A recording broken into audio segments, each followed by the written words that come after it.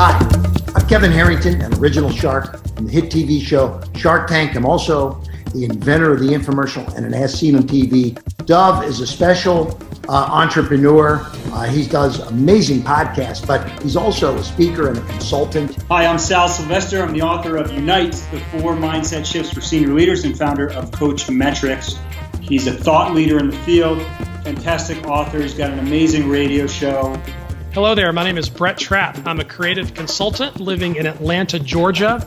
Also the creator of Blue Babies Pink.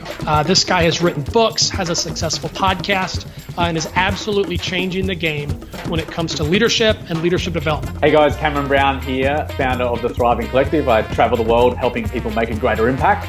Dov is just an outstanding character, high quality guy, authentic guy, master on leadership. My name is Chris Stoikos, founder of thebeardclub.com.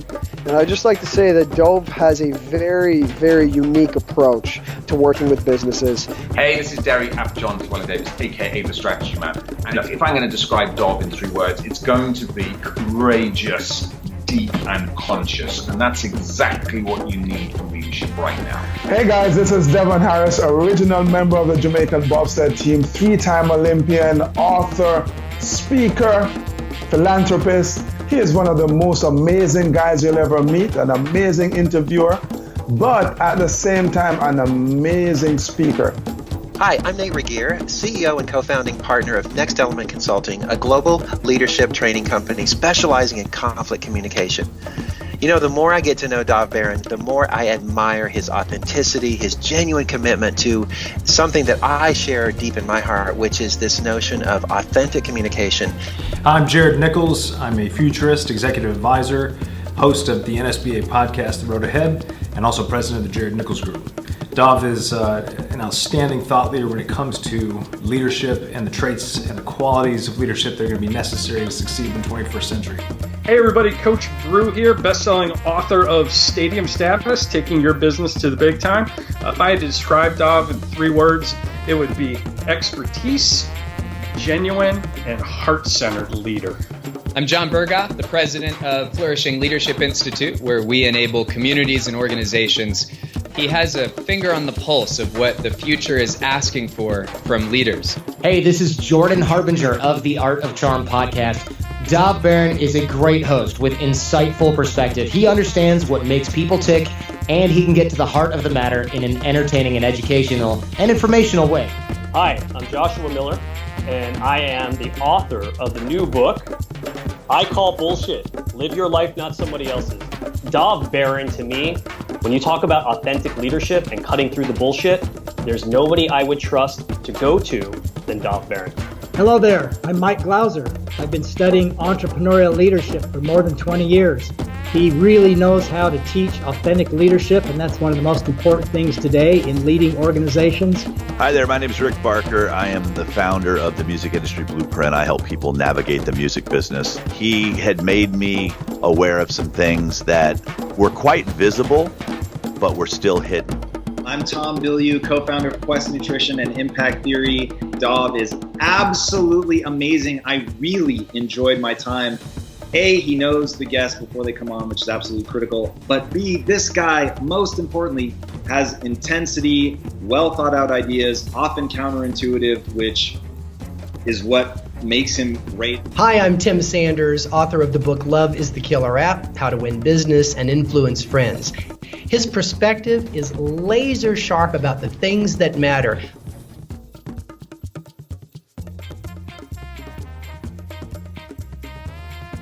Here's what I'm curious about: the future of mankind. The ethics of our ability to manipulate not only our own biology, but the future generations as well. And politically, there's also the consideration of genetic bioweaponry. There's a lot to talk about on this one. It's a big one. I'm Dov Baron. I am the Dragonist, and I'm your host here on Curiosity Bites. To find out how you can hire me as a speaker or strategist for your organization, simply go to dovbaron.com. That's DOVBARON.com. This episode is brought to you, of Curiosity Bites rather, is brought to you by Magcast. Imagine having your own industry magazine. What would that do for your authority? Whether you're a coach, content expert, emerging brand, it's hard to stand out from the crowd. So what if there was a proven way for you to increase both your perceived authority and professional status in the eyes of your market, and to do so all at once? This is your way to going from being invisible to getting a meeting with anyone. To find out more, go to magcast.co, magcast.co. Our first-time publishers are creating thriving magazine businesses. All right. Let me tell you about the person that you're about to eavesdrop in on our conversation with. He is a technology futurist, geopolitical expert, sci-fi novelist, keynote speaker, a man the media are lining up to speak to. Yes, Jamie Metzl is a technology and healthcare futurist, geopolitical expert, novelist, entrepreneur, media commentator, senior fellow of the Atlantic Council, and in 2019, he was appointed by the World Health Organization as an expert for the advisory committee on developing global standards for governance and oversight in human genome editing. Ladies and gentlemen, please put your hands together and help me welcome the author of many books, some fiction and some non-fiction, and with his latest non-fiction effort called Hacking Darwin, Genetic Engineering for the Future of Humanity, Jamie Metzl! We're all at home, so you can't hear the crowds roaring, but I know they're there. Absolutely, they're all there. Listen, mate, before I even start, I wanted to just thank you for being with us. I know that you've been on CNN and you're doing your stuff with Singularity University, and you're an in-demand guy right now, and this is your expertise is highly in demand. But we're going to just take it off track for a minute. And is that all right? Please, anywhere. I'm okay, here. So taking it off track for a minute, the question I want to ask you is, sorry. I loved your intro because thank you. Everyone's stressed. We need to be joyous. I mean, exactly. Yes, we have to bring joy and smarts and togetherness and everything. So I fully agree. Thank you for that. So tell me, what do you find yourself most curious about? And this might be sort of a new thing for you, but it might be something that's always been with you. No. Since I was a little kid, I have been intensely curious about everything. I mean, my mother, thank God for my mother, because she was one of those moms who I would always ask all these questions, like what would happen if a shark and a killer whale got into a fight, who would win? There's thousands and thousands of questions. I've always been intensely curious, and I've always asked the questions of why, and I've always tried to pull the pieces together, just to look behind just the world that we see. And yes, there are times like now where we all need to be really curious about these challenges that are just in front of our faces, or hopefully not inside of our noses and our lungs. We also need to be thinking now about these bigger questions, because we're going to get through this crisis and the world is going to look a lot different. Yes, and we need absolutely. to be having a lot of curiosity about what that world may look like, and then what's our role in imagining it and building it. And that gets us way beyond the realm of just this crisis or treatments or vaccines into the thoughts of the world, of the kind of world we want to live in and the kind of world we want to build. I think, I named this show Curiosity Bites for that reason. I studied religious philosophy, psychology, quantum physics, metaphysical studies, all these different things that I've been fascinated with for much of my life, including neurosciences and biology and all those kinds of things. And I've always been like you, I've always been deeply curious and wanting to know. And the answer is always seems to just come back to, well, people will say, well, what we need is more love. Well, what I see is that people murder in the name of love, right? And when we need more God, well, people murder in the name of religion, but people don't murder in the name of curiosity. And so curiosity to me seems to be this wonderful cure, that it's the only way to break down our biases. And that's what I was fascinated with. How can we break down the bias? And that's really what I want to talk to you about today. Now, I will say, as a sort of preemptive to this conversation, Jamie and I took a long time to be able to get together to do this. We had to book months and months in advance, and again, we appreciate him being with us. But of course, when the show was booked, we were not talking about COVID-19 or coronavirus or any of those things. But needless to say, obviously, that is right at the top of the mind right now. So we are going to go there and talk about some of those things. And in many ways, I feel like curiosity is even the key here. You know, I just can't see anything that curiosity isn't the key for that lock. So can we start there and just go into this? Because, I mean, first of all, I want you to tell us about you, because hold on a second. Paths of life, they wind. I mean, and we end up in weird places. But you served on the U.S. National Security Council, State Department, Senate Foreign Relations Committee. You were a human rights officer for the United Nations in Cambodia. You've written fiction, nonfiction, and this new book, Hacking Darwin. And you were appointed to the World Health Organization, as I talked about before. And suddenly you are a megastar. I mean, if Jake Tapp was talking to you and you haven't got your pants on, things have really moved forward. So, you know, who knows, but definitely like you, I've been on this path of curiosity and of putting all these pieces together, because the world in many ways, it's a puzzle, and it's a puzzle for us to figure out. And the more data we can gather, and the more that we can pull those pieces together into some kind of story, first that we can tell ourselves and then that we can share in others, the better able we are to navigate this world. And so for me, yes, I have background in the geopolitical world and in the science world and in the creative world, but in a lot of ways they're connected. In 23 years ago, I was on the National Security Council. My then boss, and now very close friend, Richard Clarke, at that time, he was sounding the alarm about issues like terrorism and cyber attacks. And this was 4 years before 9/11. Right. And when 9/11 happened, his very prescient memo was on President George W. Bush's desk saying Al-Qaeda is the threat. We have to go after bin Laden. And Dick always used to say that the key to effectiveness is to try to see things that other people don't see, because then you can start preparing for them. And that's why curiosity is so important, because if you're just seeing the thing that's right in front of your face, you're going to miss all these other things. And so for me, then 23 years ago, I just looked around and I saw these little data points that told me the story that the genetics and biotech revolutions were going to change our lives. And I started acting upon that. And that led to a whole series of first educating myself about the science. I was just speaking a few months ago to 300 top scientists at Lawrence Livermore National Laboratory. And I said, you know, I'm here as a guest of your director,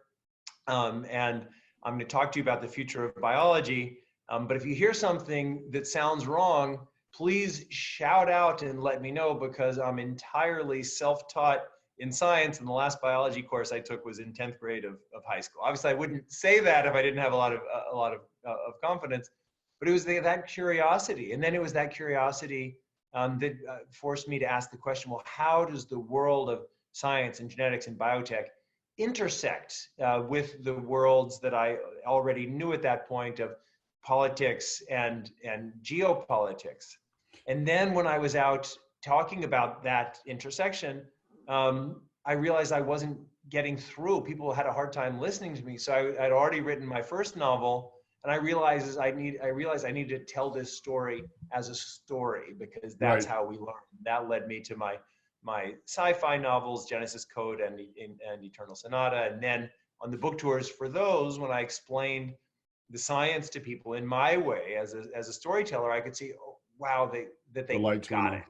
Yeah. And now we're in this moment where everybody's realizing how critical science is. First, understanding the biological threat we're facing, but also these incredible new tools of the genetics and biotech revolutions that are the key to getting us, or a key to getting us through this.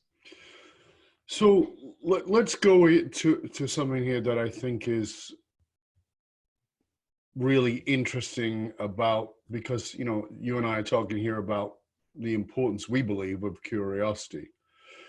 But we're also seeing that the fifth estate, which used to be so massively unbiased, you know, it was, you know, the media, news, mainstream news was unbiased. You know, I grew up as a kid in the UK. You know, the BBC was the standard. You know, and then you got, you know, you got CNN, and it was still pretty much up there. Now, very few people trust the news. It is sensationalized. I mean, even since the 90s, we've had the "if it bleeds, it leads" mentality, and we've really become, you know, whether you're looking at CNN or you're looking at Fox or you're looking at InfoWars or any of those things, it's fear porn. You know, that's the way I call it, fear porn. It's fear mongering. It's funny. It's the same when I'm on CNN all the time, but I say always. I said, you guys know this is porn. It's anti-Trump porn. I probably agree with most of it, but even the BBC, I listen on my Alexa to BBC in late at nights, and it's not just one story. I mean, BBC is still trying to cover the world. We're getting so locked into these micro narratives that it's hard to break out even of those narratives that we agree with. Well, yeah, I mean, I said to somebody recently, you know, if there's something good about COVID-19, it's that it stole the microphone from Donald Trump. You know, because not everything is about Donald Trump right now. You know, people have a bigger concern, and that is a good thing, because it's fascinating to me, and I'm really interested in your point of view, because I want to talk about the virus itself, but I want to talk about implications, because it's fascinating me, because of your understanding of geopolitics, that we went from being tribal and national to becoming global. And as we've seen politically in the last 10 years-ish, you know, we've gone backwards. We've become more nationalist. We see it in Hungary. We see it in the Philippines. We see it in Brazil. You know, and Trump is minor comparatively in the extremeness of it, but not in the power of it. You know, we've seen these rise of the strongman authoritarian leadership, which has made people more nationalist. And even Germany, which is probably the most anti-nationalist country in the world because of its history, has even seen a massive rise. And this seems to be bringing people even smaller to, now it's my family, I got to protect my family. I'm concerned about the fear of this and distancing us from the planet and thinking in a planetary way. What's your thoughts on that? So on one hand, it's absolutely true that people are feeling very afraid. Mm-hmm. They're hunkering down. We're all in our individual homes. Our countries are resurrecting these walls. I mean, in the United States, we have this caricature of our silly wall with Mexico. Mm-hmm. But the border with Canada, our closest friend, just shut down. The EU borders are going up. And it reminds me of the Middle Ages at the time of the Black Death. Exactly. Yeah. And like at the Black Death, people said, all right, we better hunker down behind our walls because there's this threat out there, also a virus. But it turned out at that time, the worst place you could be was inside that wall, because that wall contained the virus. Yes. And if any country, maybe the kind of even frankly, the most authoritarian countries like North Korea, think that you can just build a wall and keep everything out, it's at least very difficult to do. So I spent this entire morning working on something I've been working on for this past week, which is drafting a declaration of global interdependence, because we are so connected to each other, and the thought that we can solve the problem of a highly infectious pathogenic virus in one country alone without coordinating national efforts is insane. So yes, we're afraid, but one of the problems that we have is there's a total mismatch between the nature of our global challenges, and whether it's these types of pathogens, climate change, oceans, so many other things, and the way that we're organized to address them, which as states with kind of a minor overlay of international institutions. And so I think this, and I hope this can be a moment where we recognize that in addition to national politics, in addition to our international or multilateral institutions, we need a third leg of this stool, which is a political power group representing the common interests of humans, of our humanity. And we aren't organized for it, and that people think, well, that seems crazy. But we have 85% global literacy. Most people on Earth are connected to the information grid in one way or another. Like maybe now's the time when we think about how do we build norms and structures and institutions and processes that can bring us together rather than divide us. Because people now are feeling afraid. But if you asked anybody on Earth, you say, well, wouldn't it be great if there was an international organization that had surveillance networks all around the world? When there was the first indication of some kind of pathogenic outbreak, they immediately sent an emergency response team to that place that worked with local officials and did everything possible to contain it. If it didn't work, they were well funded and led an international effort to bring the resources to bear to contain it where it is and to track it and to help people respond. People say, like, yeah, don't we have something like that? And we say, well, yeah, well, we had the idea. We created the World Health Organization in 1948. We didn't fund it. It has this tiny staff. We cut its budget. We restricted its maneuverability. Individual countries control a majority of its budget and determine what it can and can't spend for. So there's this mismatch. And now we think, oh, geez, we better address this global problem. The climate, our Earth is warming, our oceans are acidifying, and nobody can take responsibility because we're not organized for it, and we have to be. Yeah, but at the same time, Jamie, the levels of mistrust have also increased. Yeah. So people don't trust the World Health Organization. They don't trust the UN. They don't trust the things that were built, maybe initially with a lot of trust. Now they don't trust them. Or they see corruption going on in different places, and they just don't trust these things. And you know, and as I talked about, that this is fear mongering. It's fear porn. And we, you know, somebody talked about that we're not in an epidemic, that we're in an infodemic with so much information. There's misinformation, there's disinformation, there's far right blaming the left, there's left blaming the right. There's people talking about the ends of days and Christian prophecy, and that this is a human-made bioweapon. I mean, aside from anything else, the conspiracy theories, which my bias, put my hand up, my bias. Conspiracy theories, I believe every rumor has a grain of truth. I think there's something in there. Is it worth investigating? Yes, for me, because I'm very curious, but not for everybody, because I can actually do it fairly dispassionately, and when I can't, I pull out. But for many people, they go down that path and they never come out. So this is both the advantage of what you're saying is like collaborative minds coming together to solve a problem, but the flip side of that coin is collaborative minds coming together to freak the hell out and freak everybody else out. Yeah. Why do you think there's so much, I mean, because you've got this background that's so unique. Why do you think there's so much conspiracy around this?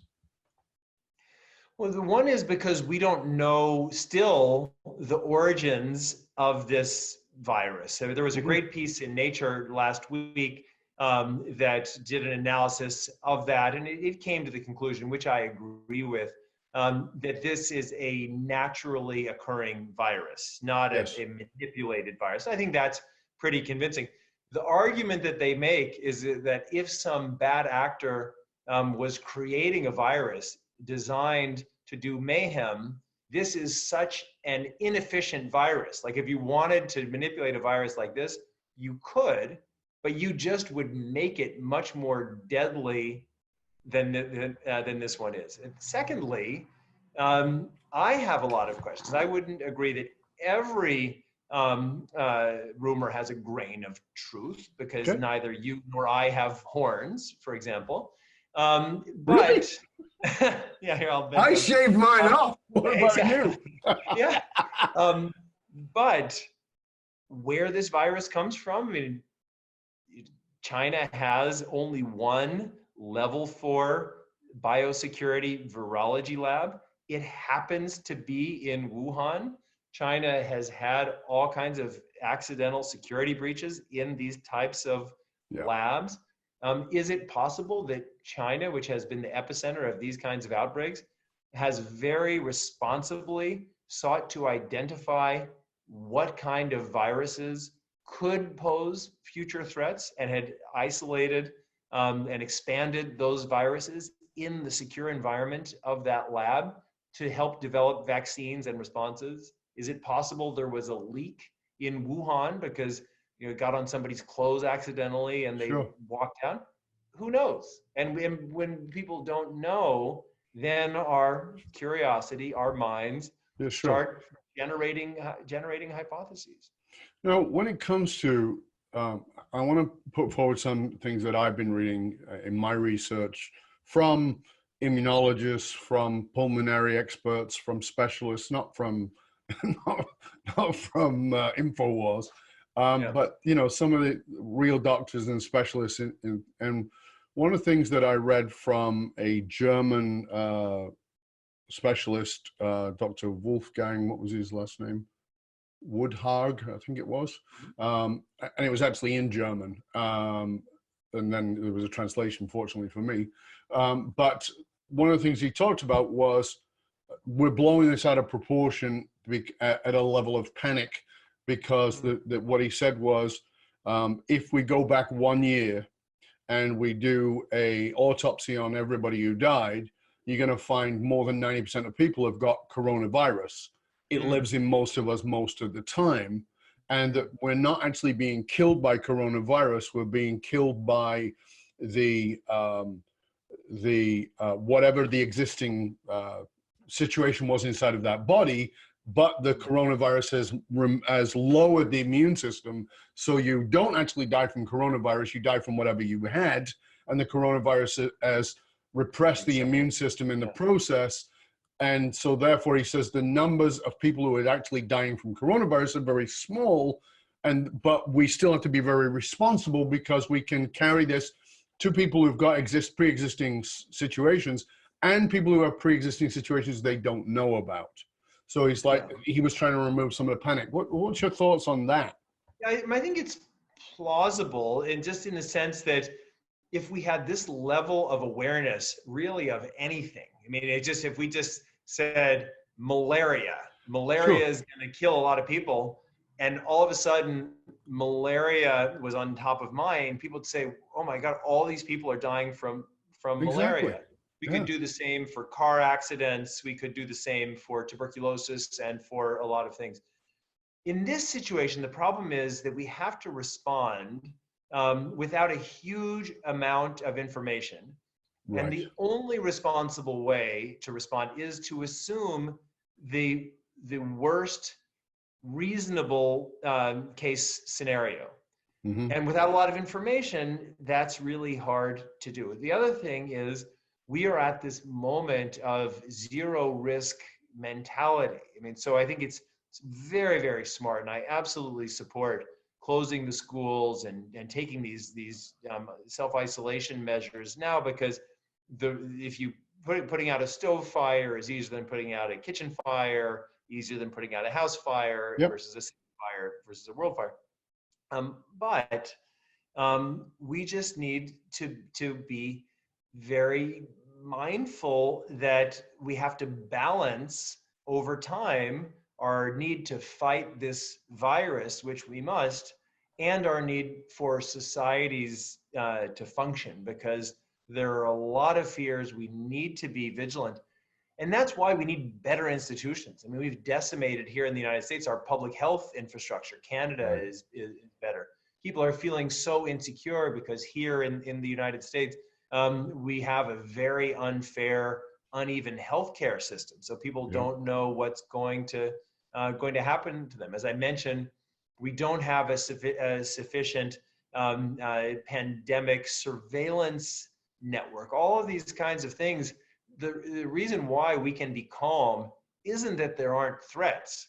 It's just that we, society collectively, has said we're going to manage them, and we're going to build institutions of people who are managing them every day. Like if I knew every crime statistic from New York and I felt, well, there's no security, I'd frankly be terrified. But I feel like, well, you'd be self-isolated.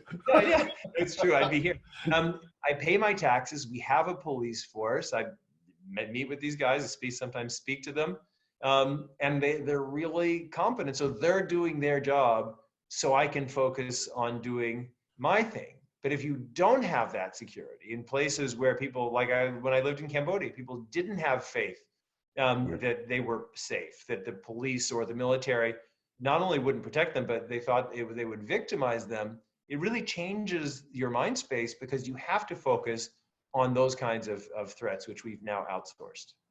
Absolutely. And we're going to take a little break, but when I come back, I want to talk about the implications of this